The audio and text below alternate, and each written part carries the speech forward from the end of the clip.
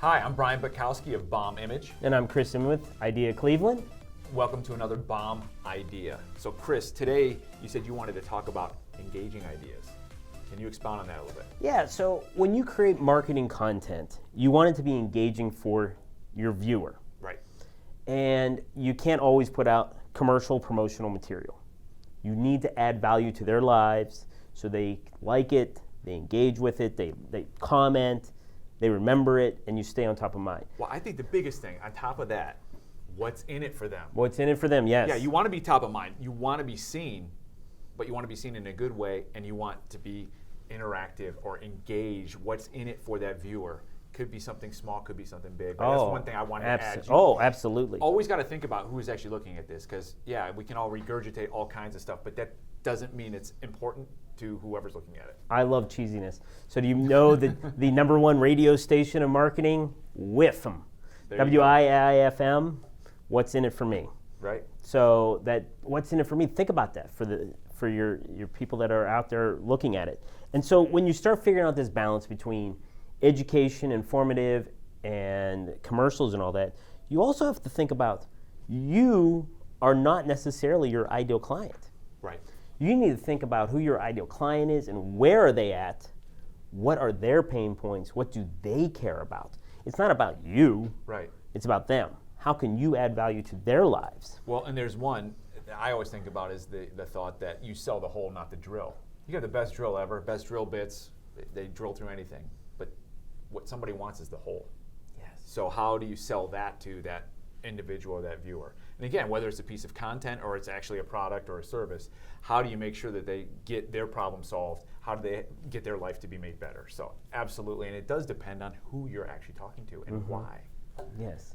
So when you have these conversations with your clients and you guys talk about marketing and all that, how do you start thinking about the pain points of their ideal client? Is there any kind of process that you kind of work through with them? Yeah, so I think one of the things I always talk about is, okay, who is your ideal client? Who's somebody you've been working with lately, one way or another, and what did you do for them?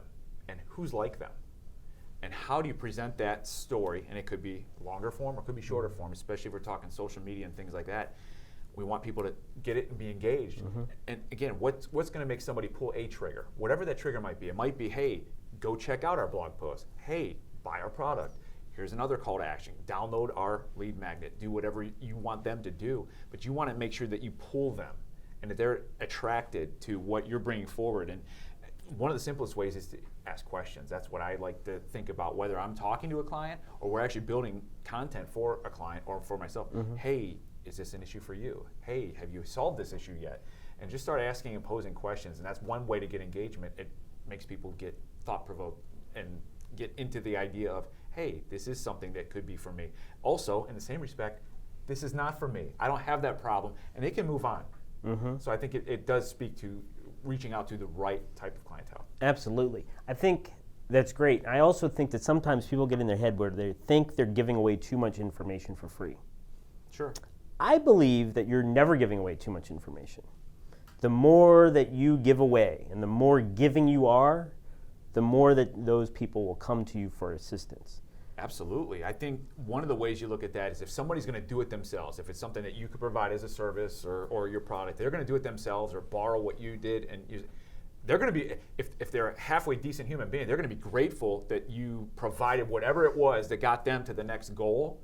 They'll remember that. That doesn't get forgotten. So then, yeah, hey, they'll pass somebody else along that maybe couldn't do it themselves. Or when people get to a stumbling block, hey, somebody like Chris gave this information away. I think I know how to do it, but I can't get to that next level. Who are they going to call? They're going to call Chris to make sure that they get those things lined up and things are done correctly. So to your point, I agree. If you're giving away secrets, I think if someone could do it themselves, they would have figured it out on their own anyway. Correct. All you do is get them there a little faster. Well, that makes you ultra valuable right there. Absolutely. And I don't think there are any secrets these days. Anybody can, with Google and YouTube and so many podcasts, there really is no secrets out there. What you're doing is just you're sharing this information to your audience. Right. I listen to the Marketing Book podcast, for example. I do not expect somebody that owns a house cleaning service company to be listening to the Marketing Book podcast. Right. But it's free. It's out there. The information's out there. Right. But that's just not where they're putting their effort towards. Yeah, not necessarily. They don't have the time or resources. Correct. They're looking for resources that are maybe doing something in their field or something, the other pains that they might have. Correct. So just because you might not think that your voice is unique and everyone's talking about it, that doesn't mean that your audience is hearing it either. Correct. Exactly. And I think the point too about there aren't secrets, I mean, a lot of things have been done before. It's how you put your spin on it. So that's where I think somebody like myself and my company, Bomb Image, can really help somebody. Hey, yeah, you can generate some ideas, but how do we take those to that next level? How do we make them different? Or hey, so-and-so is doing this, this, and this. How can we do something like that?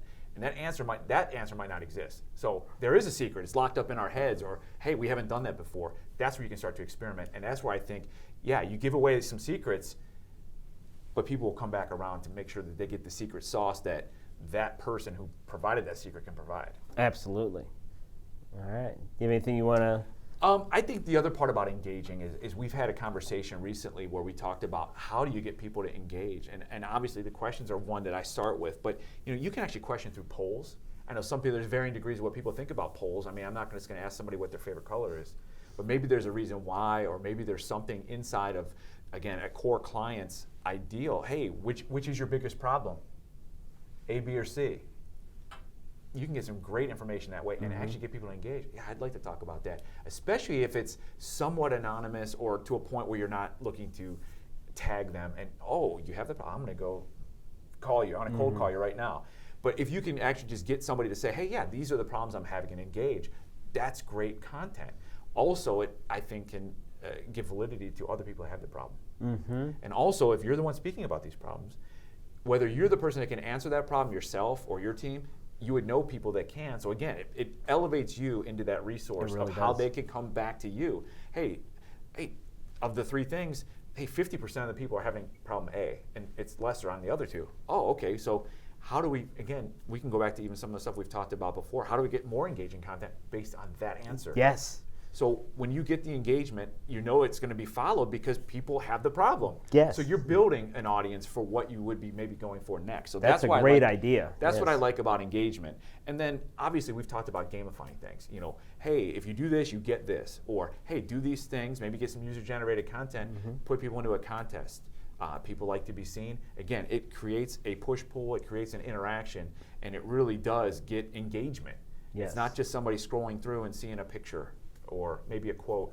A quote from somebody else. Yeah, I was doing quotes probably 5 or 6 years ago, maybe a little longer. I mean, it was interesting then, but like at this point when I see those, I seriously cringe. I mean, again, if there's a couple core quotes that somebody has as almost like a core value to their business, it makes sense. But if it's just, hey, here, the sky is blue. Okay, we get it. You don't need to be fodder. Those inspirational quotes. Exactly. Yes. Let's make it engaging. Yes, absolutely. Well, I think this was great. So so hopefully this was engaging, and it was a bomb idea for you guys to think further about. And if you have any questions, contact us, and we'll be happy to help you out.